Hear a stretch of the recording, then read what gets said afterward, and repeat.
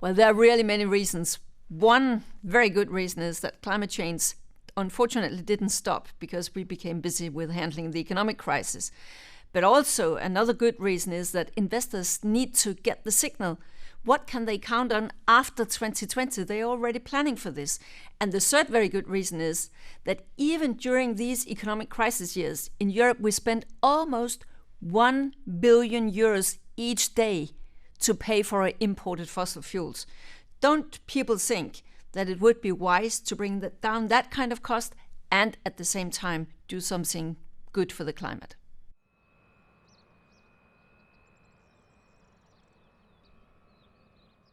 No, it's not too ambitious, but it is ambitious and it should be. All our impact assessments and analysis behind all this work shows that it is cost efficient for Europe if we want to go to the 2050 target of reducing 80 to 95%, then it's cost efficient in 2030 to be at 40%.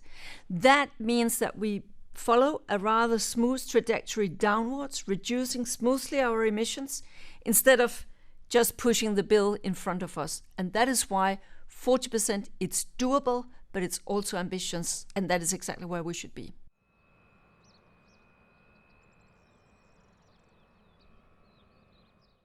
Our experience in Europe has always been, it helps when we have binding targets. We also saw that in the run-up to achieving the 2020 targets. And I also think it sends a stronger signal to the investors that they know this is something we are serious about. It's not just nice intentions, it's something we actually want to do. We want to measure whether we are moving in the right direction. We are building in now bigger flexibility for member states, but then we need a binding renewables target at the European level. Actually, it's also a question about having a more Europeanized energy policy instead of a very national energy policy.